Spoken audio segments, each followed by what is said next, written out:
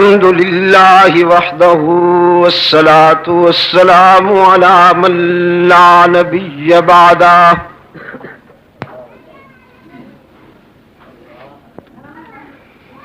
وعلى آله وأصحابه الذين أوفوا عهده الذين هم مفاتيح الرحمة ومصابيح الغرر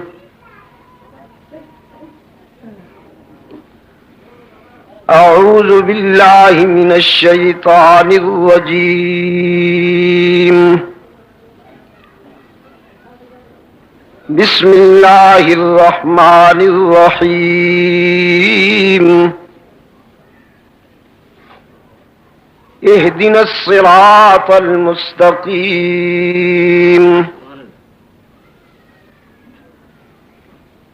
صراط الذين أنعمت عليهم غير المغضوب عليهم ولا الضالين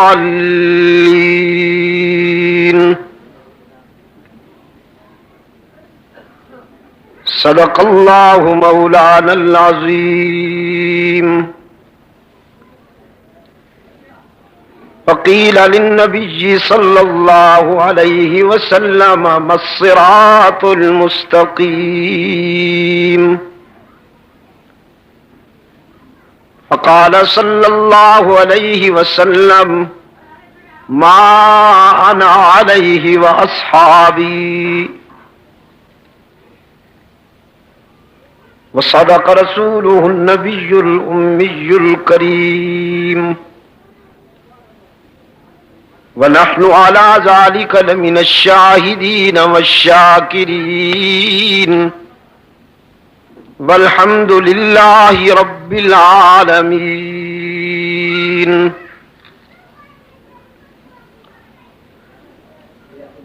محترم بزرگوں اور عزیز دوستو،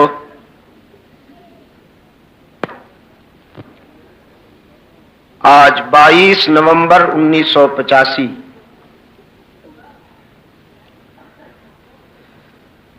ہم یہاں پشاور میں دعوت و تبلیغ کی نسبت سے جمع ہیں.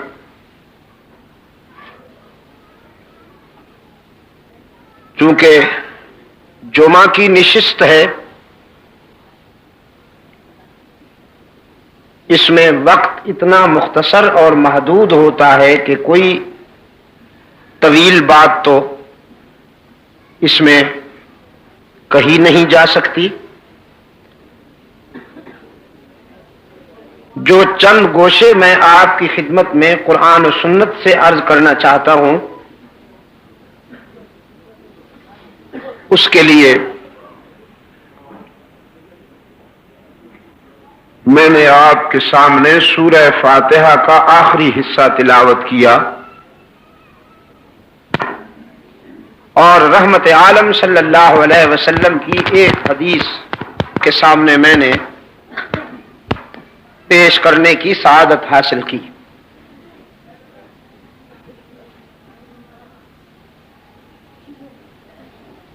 سورہ فاتحہ بہت مختصر سی سورہ ہے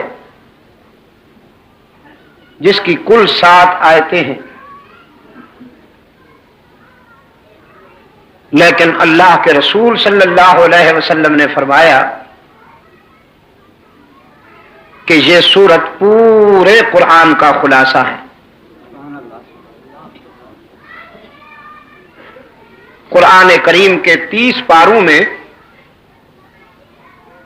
جو بات تفصیل کے ساتھ بیان کی گئی ہے، اس کی روح ان 7 آیتوں میں اللہ نے ارشاد فرما دی. عبادات میں آپ نے دیکھا کہ اس سورت کو اتنی اہمیت دی گئی کہ نماز کی ہر رکعت میں اس کا پڑھنا ضروری قرار دیا گیا. اس سے اللہ کی مشیت یہ ہے کہ آپ آپ نماز کی ہر رکعت میں جب سورہ فاتحہ کی تلاوت کریں گے تو قرآن کا خلاصہ آپ کے ذہن میں ہر وقت تر و تازہ رہے گا۔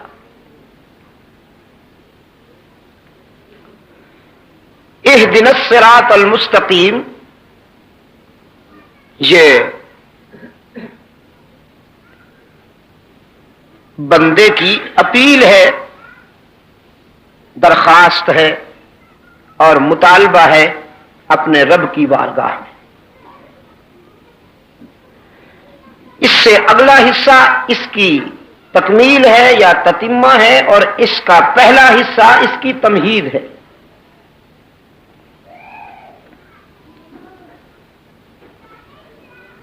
گویا انسان نے اپنے رب سے جب کچھ مانگنا چاہا تو پہلے اس کی تعریف کی۔ ہر اچھا سوالی اپنے داتا کی تعریف کرتا ہے، اور یہ تو اتنا مہربان داتا ہے کہ اس نے اپنے در پر سوالی بن کر آنے والے بندے کو مانگنے کا طریقہ اور سلیقہ خود سکھایا کہ حسن طلب سوال کی روح ہے۔ اہل نظر نے لکھا ہے اور کہا ہے، اگر مانگنے والے کو سلیقہ نہ ہو، ڈھنگ نہ آئے اور طریقہ نہ آئے تو داتا کے فیاض ہونے کے باوجود ناکامی کا اندیشہ ہوتا ہے۔ اللہ نے اپنے بندے کو سوالی بن کر جب اپنے در پہ آتا ہوا دیکھا تو مانگنے کا ڈھنگ خود سکھا دیا کہ اس انداز میں لب کھولو کہ محرومی کا امکان ہی باقی نہ رہے۔ چنانچہ اللہ کے ودیت کردہ سلیقہ کے جب انسان سوالی کی حیثیت سے، عابد کی حیثیت سے اللہ کی بارگاہ میں کھڑا ہوتا ہے تو سب سے پہلے اس کی زبان پر یہی جملہ آتا ہے۔ فرمایا الحمدللہ رب العالمین، سب تعریفیں اسی ایک کے لیے ہیں جو سارے جہانوں کا پروردگار ہے۔ الحمدللہ رب المسلمین، رب المؤمنین، رب الانبیاء والمرسلین، یا رب الاولیاء والمتقین نہیں فرمایا، رب العالمین، سارے جہانوں کا پیدا کرنے والا اور پالنے والا ہے، سب کو نوازتا ہے، اپنوں کو بھی پرایوں کو بھی، وفاداروں کو بھی غداروں کو بھی، نمک حلالوں کو بھی رزق دیتا ہے، رزق نمک حراموں پہ بھی بند نہیں کرتا، عبادت گزاروں کو بھی رزق دیتا ہے۔ میں آ بھی جائے تو جانے کا انتظار کرو، کیوں پتہ نہیں تم اتنے سادہ ہو، بجلی کے بغیر جی نہیں سکتے ہو؟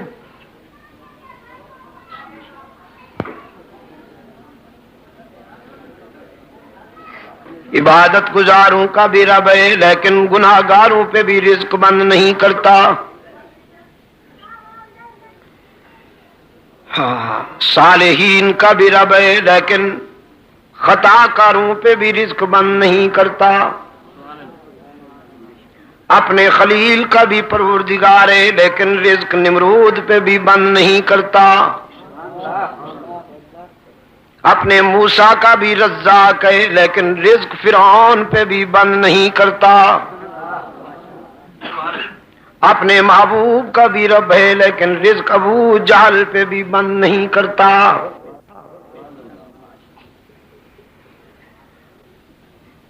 الحمدللہ رب العالمین، پشاور والو میں تو کہا کرتا ہوں اس کی ربوبیت کی یہ ادا کتنی عجیب ہے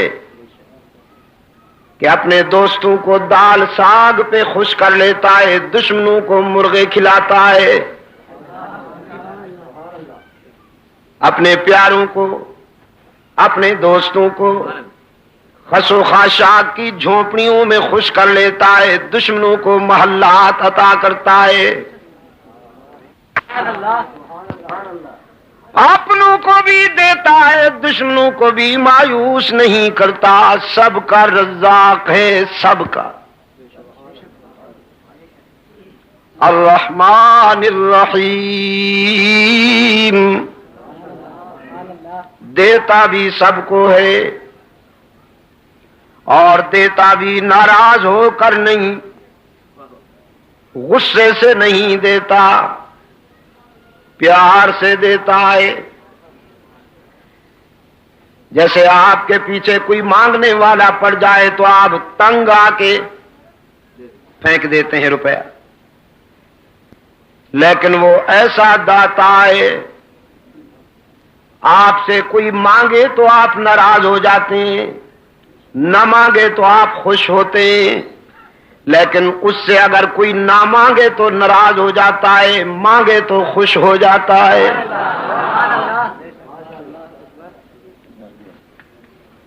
اس نے اپنے در رحمت پہ موٹے حروف کے ساتھ لکھ دیا ہے، ادعونی استجب لکم، مجھے پکارا کرو، مجھ سے مانگا کرو، میں تمہاری دعا و پکار کو سننے کے لیے ہر وقت انتظار کرتا ہوں۔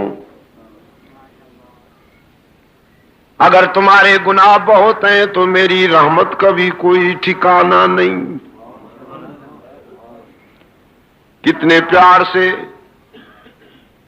قرآن کریم میں اپنے پیغمبر سے فرمایا، نبئ عبادی انی انا الغفور الرحیم،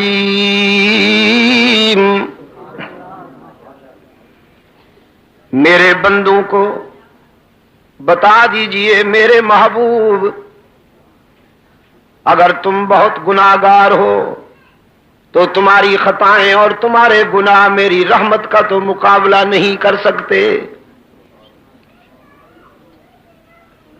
آؤ نہ کبھی میرے در پہ سر جھکاؤ، میرے حضور دامن پھیلاؤ، میں تو اپنے در پہ آنے والوں کو تانا بھی نہیں دیا کرتا، جب کوئی سوالی بن کر میرے در پہ آتا ہے تو میری رحمت گوارا نہیں کرتی کہ میں اسے مایوس کر دوں۔ لا تقنطوا من رحمت اللہ، قرآن کریم خطا کاروں کو، گناہگاروں کو تسلی دے رہا ہے، اگر تم نے بہت خطائیں کی ہیں تو پھر بھی اس کی رحمت سے مایوس نہیں ہونا چاہیے۔ اور پشاور کے دوستو، باقی جہاں جاؤ گے لوٹے جاؤ گے،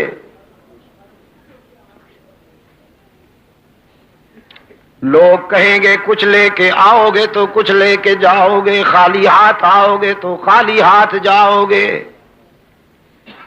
لیکن یہی در ہے جہاں سے ہر وقت صدا آتی ہے، کچھ نہ لے کے آؤ سب کچھ لے کے جاؤ، خالی ہاتھ آؤ دامن بھر کے جاؤ۔ باز آ ہر آنچ ہستی باز آ، گر کافرو گبرو بت پرستی باز آ، این درگہ ماں درگہ نومیدی نیست، صد بار اگر توبہ شکستی باز آ۔ گناہگار اگر 100 مرتبہ بھی توبہ کر کے توڑ دی ہے تو مایوس ہونے کی کوئی بات نہیں، ایک مرتبہ پھر میرے در پہ آ کے دیکھ، جبین نیاز جھکا کے دیکھ، طلب کا دامن پھیلا کے دیکھ، ندامت کے اشک بہا کے دیکھ، میرے لطف و کرم کو آزما کے دیکھ، تیرے آنے میں دیر ہے، میرے راضی ہونے میں دیر نہیں ہوگی۔ پشاور کے روشن ضمیروں، کوئی داتا اتنا مہربان نہیں ہو سکتا جتنا یہ مہربان ہے۔ حدیث قدسی رحمت عالم صلی اللہ علیہ وسلم نے اللہ سے بات روایت کی ہے، میرا رب کہتا ہے، صحابی تو کہتے ہیں نا، قال رسول اللہ صلی اللہ علیہ وسلم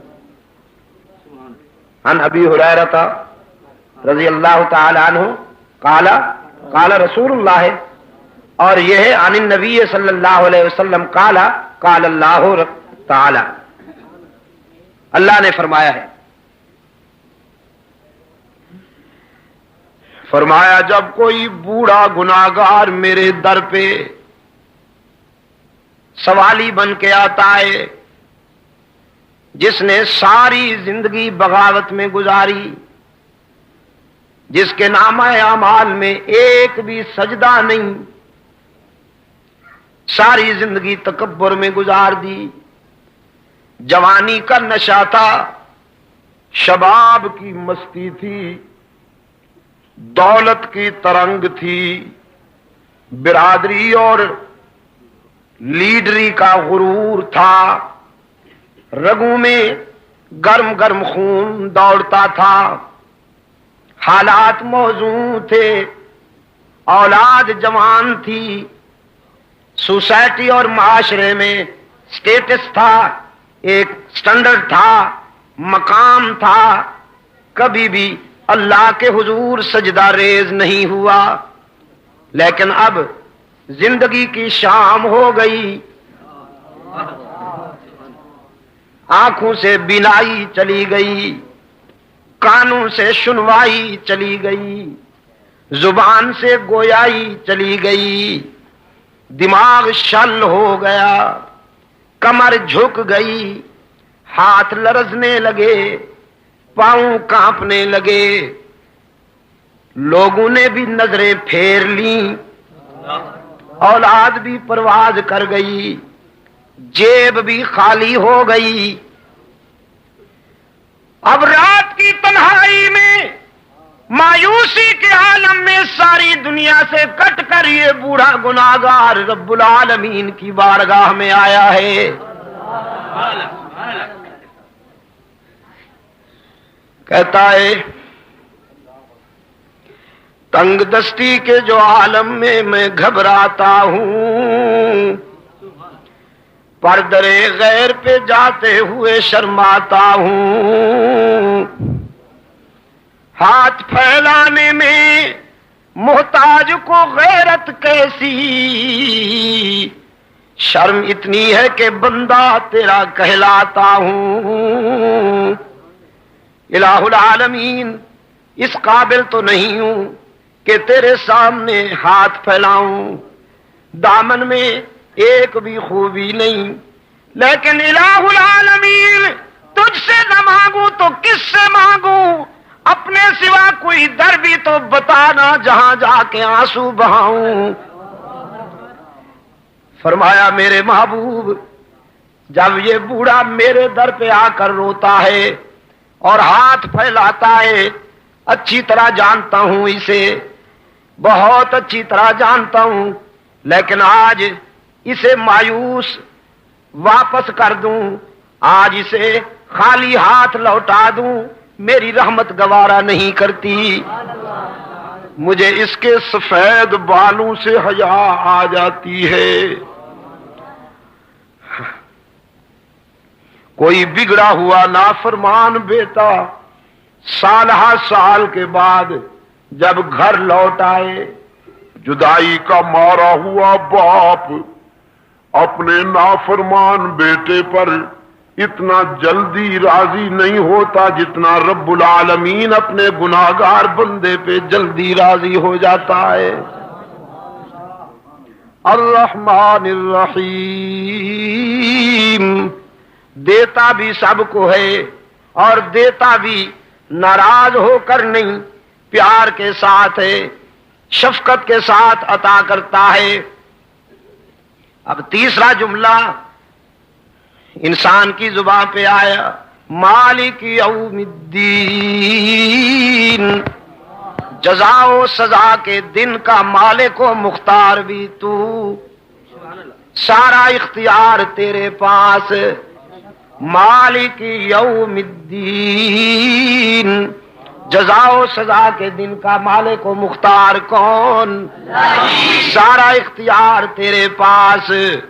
لا تزر وازرۃ وزر اخری، سب کانپ رہے ہوں گے، سب لرزہ بر اندام ہوں گے، نبی، رسول، ولی، صدیقین، شہداء سب کانپ رہے ہوں گے، ایک ہی صدا گونجے گی، لمن الملک اليوم، آج کس کی ملکیت ہے، آج کس کی حاکمیت ہے، آج کس کی بادشاہی ہے۔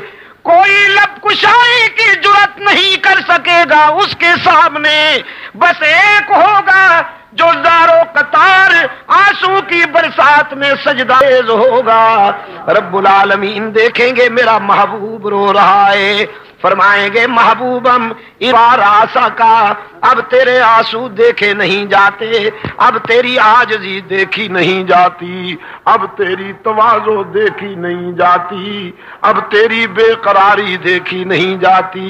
روتا کیوں ہے میرے محبوب؟ تو تو انبیاء کا امام ہے، تو تو رسولوں کا مقتدا ہے، تو تو صدیقین کا مقتدا ہے، تو تو شہداء کا مقتدا ہے، روتا کیوں ہے میرے محبوب؟ رحمت للعالمین فرمائیں گے میرے معبود روتا اس لیے ہوں کہ میرے نام لینے والے جہنم میں جا رہے ہیں، میرے نام لیوا جہنم میں جا رہے ہیں، ان کی زبان پہ میری نسبت ہے، میرا نام ہے، میں کیسے گوارا کر لوں کہ انہیں جہنم میں جانے دوں اور خوش رہوں؟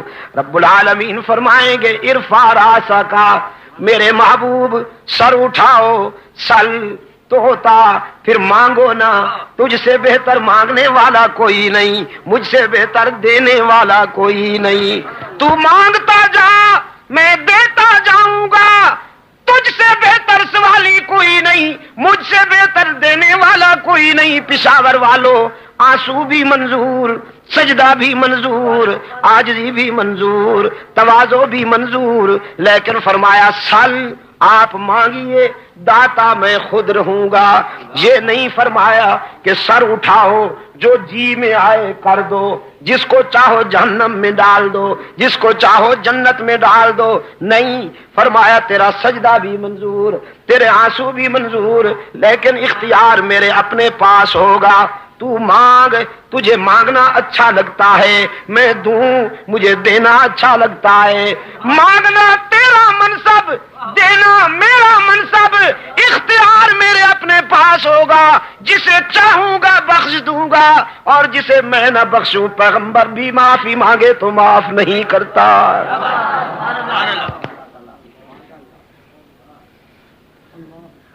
مالک یوم الدین، جزا و سزا کے دن کا مالک و مختار بھی کون؟ جزا و سزا کے دن کا مالک و مختار بھی کون؟ مالک یوم الدین۔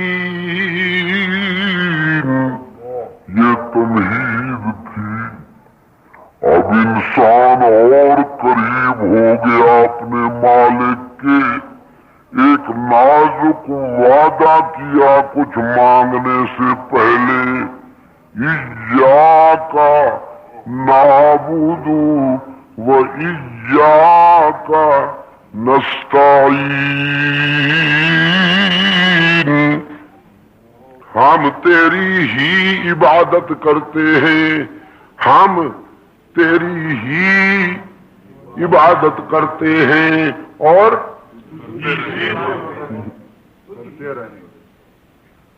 تیری ہی عبادت کرتے ہیں اور کرتے رہیں گے. یہ نہیں کہ مسجد میں تو تیری عبادت کرتے ہیں اور مسجد سے باہر کوئی قبر بڑی نظر آ گئی تو وہاں جھک جائیں، کوئی شخصیت بڑی نظر آ گئی تو وہاں جھک جائیں، کوئی درخت گھنا اور بڑا نظر آ گیا تو وہاں جھک جائیں، کوئی جھنڈی رنگین نظر آ گئی تو وہاں جھک جائیں. نہ، ایاک نعبد، ہم تیری ہی عبادت کرتے ہیں اور کرتے رہیں گے. مسجد کے اندر بھی تو معبود، مسجد کے باہر بھی تو معبود، گھر میں بھی تو معبود، شہروں میں بھی تو معبود، جنگلوں میں بھی تو معبود، زندگی کے سفر میں ہر لمحے پر تو مسجود، تو معبود. ایاک نعبد، ہم تیری ہی عبادت کرتے ہیں اور شاور کے دوستوں، میں اعتماد کے ساتھ، وثوق کے ساتھ آپ کو یقین دلاتا ہوں، سورہ فاتحہ کو سمجھ لو، بہت ساری بیماریوں کا علاج ہو جائے گا، بہت ساری بیماریوں کا علاج ہو جائے گا. لیکن سمجھ لو اسے، ایاک نعبد، ہم تیری ہی عبادت کرتے ہیں اور کرتے رہیں گے. وَإِيَّاكَ نَسْتَعِينُ، اور تجھ سے ہی مدد مانگتے ہیں اور مانگتے رہیں گے. کیا مطلب؟ تیرے سوا کوئی مسجود نہیں، تیرے سوا کوئی معبود نہیں، تیرے سوا کوئی دستگیر نہیں، تیرے سوا کوئی ہر جگہ موجود نہیں، تیرے سوا کوئی کارساز نہیں، تیرے سوا کوئی حاجت روا نہیں، تیرے سوا کوئی مشکل کشا نہیں. وعدہ کیا بندے نے اپنے رب سے، ایاک نعبد و ایاک نستعین، کہ ہمارا معبود تو ہی، ہمارا معبود تو بھی نا، ہمارا معبود تو ہی، ہماری جبین کی عاجزیوں کے لیے سچا مسجود تو ہی. بزرگوں سے محبت ہوگی لیکن سجدہ تیرے سوا کسی کا نہیں کریں گے، والدین سے محبت ہوگی لیکن سجدہ تیرے سوا کسی کا نہیں کریں گے، استاد سے محبت ہوگی لیکن سجدہ تیرے سوا کسی سے. اور پشاور کے دوستو، اگر اللہ کے بعد کوئی ہستی اس قابل ہوتی کہ اس کے آگے سر جھکانے کی گنجائش ہوتی تو پھر اس آسمان کے نیچے اور زمین کے اوپر رحمت للعالمین صلی اللہ علیہ وسلم اس کے حقدار تھے کہ صحابہ حضور کے آگے تعظیماً سر جھکاتے. اور صحابہ نے پوچھا ایک مرتبہ، اللہ کے رسول، ہم دیکھتے ہیں کہ عرب کے وڈیروں کے سامنے رعایا تعظیماً جھکتی ہے، وَأَنْتَ حَقُّ أَنْ يُسْجَدَ لَكَ، تو پھر آپ اس سے زیادہ حقدار ہیں کہ ہم آپ کے سامنے سر جھکایا کریں. رحمت عالم صلی اللہ علیہ وسلم نے فرمایا، لَوْ كُنْتُ آمُرُ أَحَدًا أَنْ يَسْجُدَ لِأَحَدٍ لَأَمَرْتُ النِّسَاءَ أَنْ يَسْجُدْنَ لِأَزْوَاجِهِنَّ. شریعت میں گنجائش ہوتی اللہ کے بغیر، اللہ کے سوا کسی اور کے سجدے کی گنجائش ہوتی تو میں عورتوں کو حکم دیتا کہ وہ تعظیماً اپنے خامند کا سجدہ کیا کریں. لیکن میری شریعت میں اس کی کوئی گنجائش نہیں. کوئی بیوی خامند کا سجدہ نہیں کر سکتی، کوئی شاگرد استاد کا سجدہ نہیں کر سکتا، رعایا حاکم کا سجدہ نہیں کر سکتی، اولاد والدین کا سجدہ نہیں کر سکتی، امتی نبی کا سجدہ نہیں کر سکتا. ابو بکر صدیق جیسا سچا عاشق رحمت للعالمین جیسے محبوب قائد کا سجدہ نہیں کر سکتا. اس لیے کہ ہو جس میں عبادت کا دھوکہ، مخلوق کی وہ تعظیم نہ کر۔ ہو جس میں عبادت کا دھوکہ، مخلوق کی وہ تعظیم نہ کر۔ جو خاص خدا کا حصہ ہے، بندوں میں اسے تقسیم نہ کر۔ ہماری جبین کی عاجزیوں کے لیے سچا مسجود ایاک نعبد، ہماری جبین کی عاجزیوں کے لیے مسجود تو ہی۔ کتاب میں بات ہو رہی ہے نا ایاک، ہماری جبین کی عاجزیوں کے لیے سچا مسجود تو ہی، ہر جگہ موجود تو ہی، علام الغیوب تو ہی، کارساز و دستگیر تو ہی۔ مانگ تو صحیح، مانگنا کیا چاہتا ہے؟ تو نے تو مجھے خوش کر دیا، اب میں چاہتا ہوں کہ تجھے بھی خوش کروں۔ مانگنا کیا مانگتا ہے؟ تو نے مجھے خوش کر دیا، اب چاہتا ہوں کہ میں تجھے راضی کر دوں۔ وعدہ بھی نازک کر لیا، میری حمد و تعریف بھی اس انداز میں کی کہ میری رحمت خوش ہو گئی۔ اب دینا چاہتا ہوں، مانگنا، دامن پھیلا بھر دوں گا، مراد ظاہر کر پوری کر دوں گا۔ انسان نے دامن پھیلا لیا، کہا اہدنا الصراط المستقیم۔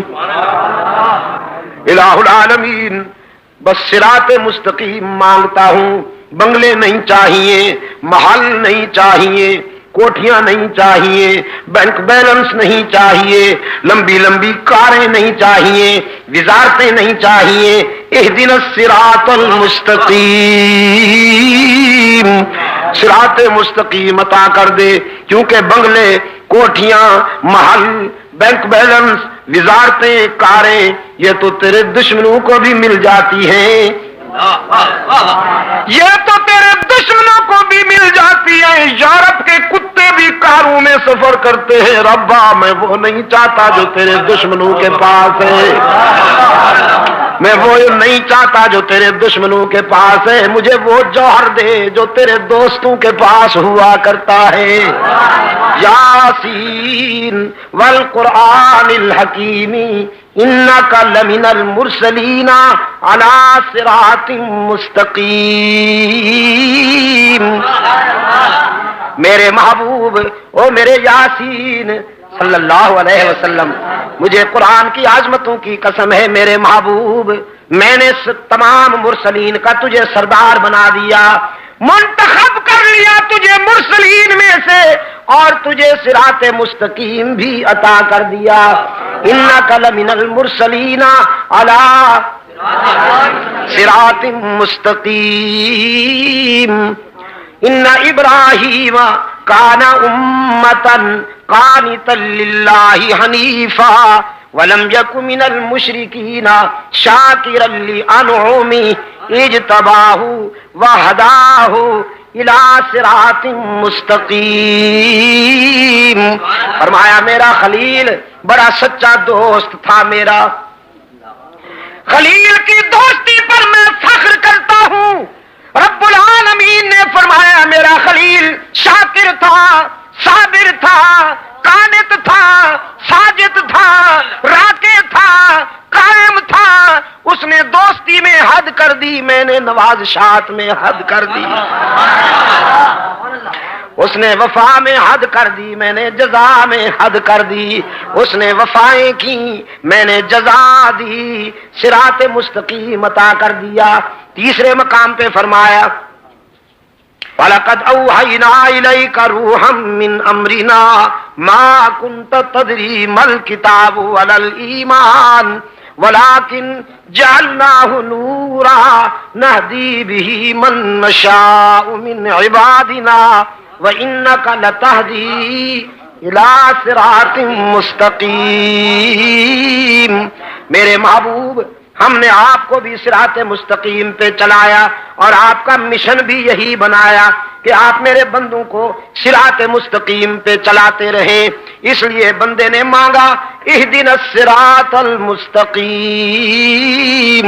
اے اللہ مجھے صراط مستقیم عطا کر، مجھے وہ جوہر دے جو تیرے دوستوں کے پاس ہے، جو تو اپنے پیارے بندوں کو عطا کرتا ہے، میں وہی جوہر مانگتا ہوں. ہاں پشاور کے دوستوں، قرآن کریم سے ذرا یہ بھی پوچھ لوں اگرچہ وقت اجازت نہیں دیتا کہ صراط مستقیم کے معنی کیا ہے. حضرت عیسیٰ علیہ السلام کی ایک تقریر ملی،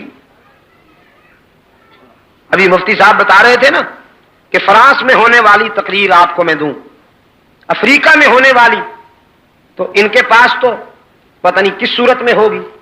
مجھے حضرت عیسیٰ علیہ السلام کی ایک تقریر ملی ہے قرآن میں. قرآن کریم میں حضرت عیسیٰ علیہ السلام کی تقریر کا ٹکڑا قوم کے سامنے کھڑے ہیں، فرماتے ہیں ان اللہ ربی و ربکم، ان اللہ ربی و ربکم فاعبدوہ ھذا صراط مستقیم. میرا اور تمہارا رب، میرا اور تمہارا رب کون ہے؟ اللہ ہی. بیماریاں دور کرنے والا رب کون ہے؟ اللہ ہی. عزت دینے والا رب کون ہے؟ اللہ ہی. اولاد دینے والا رب کون ہے؟ اللہ ہی. وہ دے تو کوئی روک نہیں سکتا، وہ نہ دے تو ساری دنیا کے حکیم، ساری دنیا کے ڈاکٹر، ساری دنیا کے تعویذ فروش، گدی نشین سب زور لگا لیں، جسے وہ نہ دے کوئی لے نہیں سکتا، جسے وہ دے کوئی روک نہیں سکتا. اولاد عطا کرنے والا رب کون؟ رزق دینے والا کون؟ اولاد بخشنے والا کون؟ بیماریاں دور کرنے والا رب کون؟ یہی فرمایا حضرت عیسیٰ علیہ السلام نے. اور میرے عزیز دوستو، پشاور کے روشن ضمیروں، حضرت آدم سے لے کر رحمت للعالمین تک تمام انبیاء علیہ السلام نے یہی مشن پہ کام کیا ہے، اس کی توحید بیان کی ہے. باقی فضول قصے کہانیاں نہیں سنائیں، یہی منوایا سجدوں کے لائق، نظر و نیاز کے لائق، عبادت کے لائق، ہر جگہ موجود، قیام کے لائق، رکوع کے لائق، ندا و پکار کے لائق، مشکلات دور کرنے والا مشکل کشا، حاجت روا، ان اللہ ربی و ربکم. حضرت عیسیٰ علیہ السلام نے بھی یہی دعوت دی کہ میرا اور تمہارا رب کون ہے؟ فاعبدوہ، بس اسی کی ہی عبادت کرو. ھذا صراط مستقیم، یہی صراط مستقیم ہے کہ اللہ کے ساتھ کسی اور کو شریک نہ بناؤ، یہی صراط مستقیم ہے. انسان نے اب اپنے رب سے التجا کی، صراط الذین انعمت علیہم، الہ العالمین، وہ صراط مستقیم عطا کر، وہ سیدھا راستہ عطا کر کہ تو نے اپنے انعام یافتہ بندوں کو دیا. الذین انعمت علیہم، ان لوگوں کا راستہ کہ جو تیرے انعام یافتہ بندے تھے، مجھے وہی راستہ عطا کر. قرآن کریم سے میں نے پوچھا انعام حاصل کرنے والے کتنے ہیں؟ قرآن کریم نے بتایا الذین انعم اللہ علیہم من النبیین والصدیقین والشہداء والصالحین. 4 طبقے بیان کیے ہیں قرآن کریم نے، نبیین، صدیقین، شہداء اور صالحین. پہلا طبقہ نبوت کا، دوسرا طبقہ صداقت کا، تیسرا طبقہ شہادت کا، چوتھا طبقہ اطاعت کا، چوتھا طبقہ اطاعت کا. اللہ سے انعام حاصل کرنے والا پہلا طبقہ نبوت کا، نبوت کے بعد صداقت، صداقت کے بعد شہادت، شہادت کے بعد، یہ ذہن میں رکھنا، بہت ایمان تازہ ہوگا۔ رب العالمین نے سب سے پہلا انعام دیا نبیوں کو، اور نبیوں میں سب سے زیادہ نوازا اپنے محبوب امام الانبیاء کو۔ میں کہا کرتا ہوں کسی کو یوں دیا، کسی کو یوں دیا، کسی کو یوں دیا، لیکن اپنے محبوب کو تو یوں دیا۔ حضرت سلیمان علیہ السلام کو انعام دیا کہ تخت ہواؤں پہ اڑتا نظر آتا ہے، تخت ہواؤں پہ اڑتا نظر آتا ہے، لیکن آسمانوں کے نیچے نیچے۔ یہ انعام بھی بہت بڑا ہے سلیمان علیہ السلام کے لیے کہ تخت سلیمانی ہوا کے دوش پہ نظر آتا ہے، لیکن ہوا کے نیچے نیچے اپنے محبوب کو انعام دیا کہ اس کا محبوب جوتوں سمیت آسمان کیا ہوتے ہیں عرش بری کے اوپر نظر آتا ہے۔ اپنے محبوب کو انعام عطا فرمایا، انگلی اٹھائی تو چاند ٹکڑے ہو گیا، انگلی اٹھائی تو چاند ٹکڑے ہو گیا، لب ہلائے تو وہی کے پھول جھڑنے لگے، ہاں کہا تو حلال ہو گیا، نہیں کہا تو حرام ہو گیا، مسکرا دیے تو جنت کو جوانی مل گئی، غصے میں آئے تو جہنم کو جولانی مل گئی، قدم بڑھائے تو عرش بری پہ پہنچے، جہاں نوریوں کے سردار کے پر جلتے ہیں وہاں انسانوں کے سردار کے قدم بڑھتے ہیں۔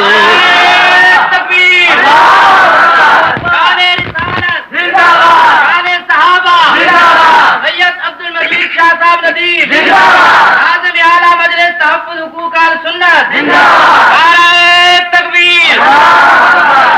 سب سے بڑے نوری کے پر جلتے ہیں، سب سے بڑے نوری کے پر جلتے ہیں، اب وہاں سب سے بڑے انسان کامل کے قدم بڑھتے ہیں۔ حضرت یوسف علیہ السلام کو اللہ نے یہ انعام عطا کیا کہ انہیں حسن و جمال ایسا بخشا کہ مصر کی نسوانیت حسن یوسفی کو دیکھتی ہے تو حواس کھو بیٹھتی ہے۔ کچھ کہنا چاہتا ہوں، میرے الفاظ سمجھیں گے آپ تو پھر بات بنے گی۔ حضرت یوسف کو وہ حسن عطا کیا کہ مصر کی نسوانیت، مصر کی دوشیزگی جب یوسف کو دیکھتی ہے تو حواس کھو بیٹھتی ہے۔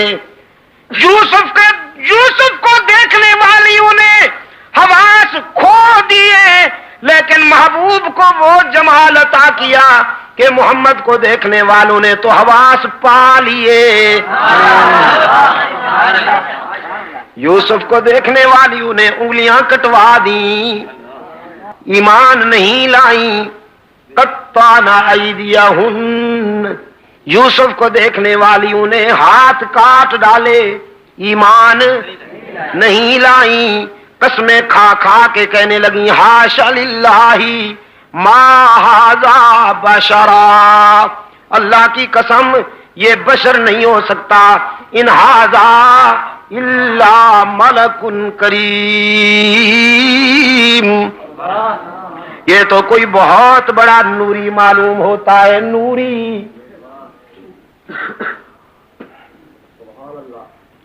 یوسف کو دیکھنے والیوں نے ہاتھ کاٹ ڈالے، ایمان نہیں لائیں، لیکن رحمت للعالمین کے جمال جہاں آرا کو دیکھنے والے پہلے ایمان لائے پھر گلے کٹوا دیے۔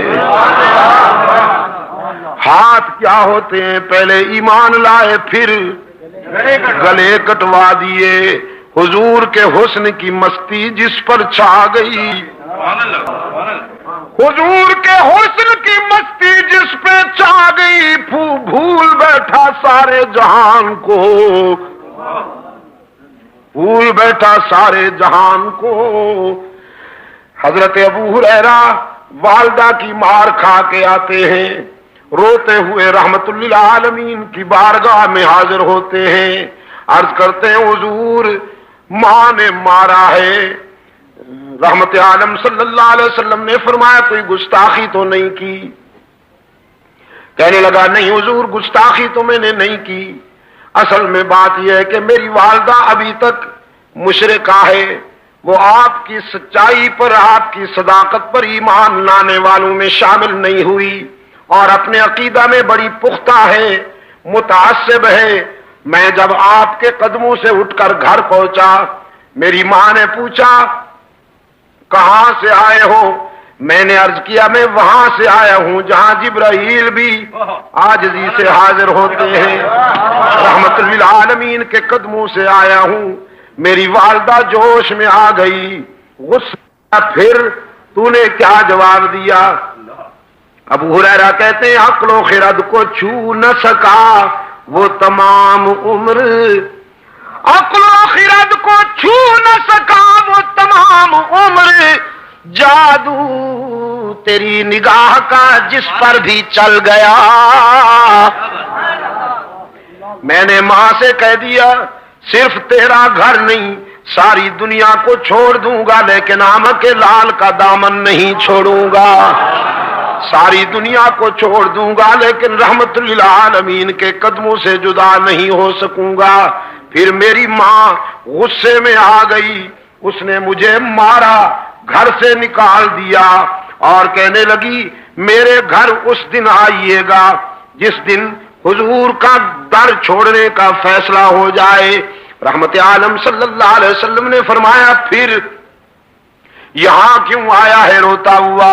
یہ تو بیٹے اور ماں کی بات ہے، اس میں ہم کیوں انوالو ہوں، ہم کیوں انٹرفیئر ہوں؟ یہ تو ماں بیٹے کا مسئلہ ہے۔ ابو ہریرہ نے عرض کیا آقا اس لیے حاضر ہوا ہوں کہ دینے والے سے مانگ لیجئے، دینے والے سے مانگ لیجئے، جس نے مجھے ایمان کی روشنی عطا کی وہ میری بوڑھی ماں پہ بھی رحم کر دے۔ والدہ کا ایمان مانگنے کے لیے آیا ہوں اللہ سے۔ رحمت عالم صلی اللہ علیہ وسلم نے ہاتھ اٹھا دیے، اللہم اہدی ام ابی ہریرہ، اللہم اہدی ام ابی ہریرہ۔ الہ العالمین میں التجا کرتا ہوں ابو ہریرہ کی ماں کو ایمان عطا کر۔ ادھر حضور کے ہاتھ اٹھے، ادھر ابو ہریرہ دوڑ گیا، دوڑتا چلا جا رہا ہے۔ لوگوں نے دیکھا ابو ہریرہ جیسا درویش کبھی اونچی آواز سے بولا نہیں، کبھی تیز قدموں سے چلا نہیں، آج دوڑتا جا رہا ہے، پتہ نہیں کیا ہو گیا۔ کسی نے دامن پکڑ کے پوچھا ابو ہریرہ کیا بات ہے؟ دامن جھٹک دیا، دوڑتے دوڑتے کہا مجھے مت روکو، جانے دو، مجھے گھر جا کے دیکھنا چاہتا ہوں پہلے میں پہنچتا ہوں یا میرے آقا کی دعا پہنچتی ہے۔ گھر پہنچا، دروازے پہ دستک دی، اندر بولی والدہ من بالباب، کون ہے میرے دروازے پر؟ ابو ہریرہ نے عرض کیا ماں جی اگر تیرے بوڑھے ہاتھوں میں قوت ہے مارنے کی تو بیٹا پھر حاضر ہو گیا ہے مار کھانے کے لیے، دروازہ کھولو۔ والدہ نے کہا بیٹے کچھ دیر انتظار کرنی ہوگی، انتظار کے بعد دروازہ کھلے گا۔ ابو ہریرہ کہتے ہیں میری والدہ کی آواز کانوں میں پڑی، میرے ضمیر نے فیصلہ دیا کہ رحمت للعالمین کا تیر نشانے پہ لگ چکا ہے۔ آواز میں کفر کی تلخی رخصت تھی، ایمان کی لذت کار فرما تھی۔ تھوڑی دیر کے بعد دروازہ کھلا، فرماتے میں نے غور سے دیکھا والدہ کے چہرے پر ایمان کا سورج طلوع ہو چکا تھا، سفید بالوں سے پانی ٹپک رہا تھا۔ میں نے پوچھا دیر سے دروازہ کھولا؟ کہنے لگی ہاں تیرے آنے سے کچھ دیر پہلے میرے دل پہ چوٹ لگی، میرے ضمیر نے فیصلہ کیا وہ زندگی بھی کیا زندگی ہے جو رحمت للعالمین کے قدموں سے دور گزر رہی ہے، وہ زندگی بھی کیا زندگی ہے جو رحمت للعالمین کے غلامی سے دور گزر رہی ہے۔ تو بیٹا نہائی ہوں، اپنے جسم کو غلاظتوں سے صاف کر بیٹھی ہوں، پانی سے نہا لیا ہے میں نے، اب جلدی سے رحمت عالم کے قدموں میں پہنچا دے تاکہ میرے روح کی کثافتیں تیرا قائد اسلام کے ایمان کے آب حیات سے دھو ڈالے۔ عقل و خرد کو چھو نہ سکا وہ تمام عمر، جادو تیری نگاہ کا جس پر بھی چل گیا۔ اس نے یوسف کو دیکھنے والیاں تو انگلیاں کٹوا دیتی ہیں، ایمان نہیں لاتی، لیکن اللہ نے اپنے محبوب کو وہ حسن عطا کیا کہ دیکھنے والے پہلے ایمان لاتے ہیں پھر گلے کٹوا دیتے ہیں۔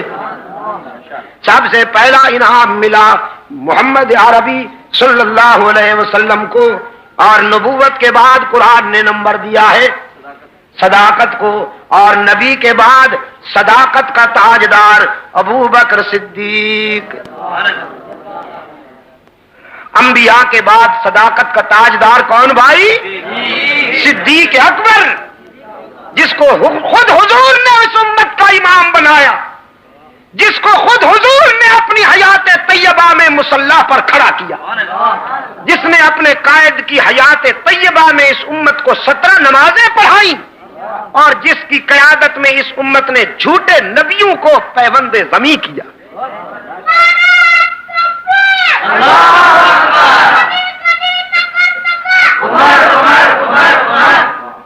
ماشاء اللہ، ہاں یہی تو بڑے ہو کر باطل کے سینے داغ دیں گے، یہی کہہ کر یہ میرا سرمایہ ہے، یہی تو میرا اسلحہ ہے۔ میں ایک سوال کرتا ہوں، آپ جواب دیجئے گا، صدیق کہہ کر فتنہ انسیوں کذاب مٹایا کس نے؟ صدیق، ایسی ضرب لگائیے کہ یہ آواز ابھی ابھی مدینہ جا گونجے۔ فتنہ انسیوں کذاب مٹایا کس نے؟ زور ردت کا زمانے سے ہٹایا کس نے؟ فارس و روم کو مٹی میں ملایا کس نے؟ اور کفر کو موت کا پیغام سنایا کس نے؟ ثانی اثنین ہے اللہ کا شہدائی ہے، جا کے بھی پہلو محمد میں جگہ پائی ہے۔ یا تو صدیق کے اوصاف کا اقرار کرو، ورنہ لازم ہے کہ قرآن سے انکار کرو۔ جو صدیق کا نہیں بنے گا پشاور والوں، قرآن اس کا نہیں بنے گا۔ جو صدیق سے دور ہو جائے گا قرآن اس سے دور، پھر قصے کہانیوں پہ گزارا کرے، پھر نوحے مرثیوں پہ گزارا کرے، پھر قصیدوں پہ گزارا کرے، پھر من گھڑت روایتوں پہ گزارا کرے، قرآن اس کے قریب نہیں آئے گا جو صدیق سے دور ہوگا۔ جس کے سینے میں ابو بکر کی محبت کے چراغ روشن ہوں گے، قرآن وہیں ڈیرے لگا لے گا۔ نبی کے بعد صداقت کا تاجدار کون؟ صدیق۔ صداقت کے بعد نمبر دیا قرآن کریم نے شہادت کو، اور فاروق اعظم شہید، عثمان ذوالنورین شہید، علی المرتضی شہید۔ فاروق اعظم حضرت عثمان کی شہادت کس تاریخ کو ہوئی؟ مولوی مت بولے نا، یہ میرے پڑھے لکھے دوست بولے نا ذرا، کس تاریخ کو حضرت عثمان کی شہادت ہوئی؟ 18 سن۔ پکڑے گئے کہ نہ پکڑے گئے؟ یہ اس لیے ہم نے بنائے ہیں، یہ اس لیے ہم نے محنت کی ہے کہ یہ خوبصورت بھی لگے، آپ کو خوبصورت نہ لگے تو آپ لگاتے نہیں، اس کے پیچھے جب آپ یہ اتار دیں گے تو یہ چپک جائیں گے۔ اس میں یہی لکھا ہے ہم نے 18 ذوالحجہ سن 35 ہجری۔ جب آپ کو پتہ نہیں تو آپ کے بچوں کو کیسے پتہ ہوگا؟ بچوں کو یاد کرائیے، ان کو پھر انعام دیجیے، جو بچے یاد کر لیں ان کو انعام دیجیے۔ آپ کہیے بیٹا اگر یہ یاد کر کے سنا دو تو تجھے 10 روپے انعام دوں گا۔ اس کو بچپن میں یہ باتیں یاد کرا دو تاکہ زندگی کے اگلے سفر میں وہ منافقین کے مکر اور دجل کا شکار نہ ہونے پائے۔ اپنے بچوں کو یاد کرواؤ، بیٹا حضور کی کتنی بیٹیاں تھیں، ان کے نام بتاؤ۔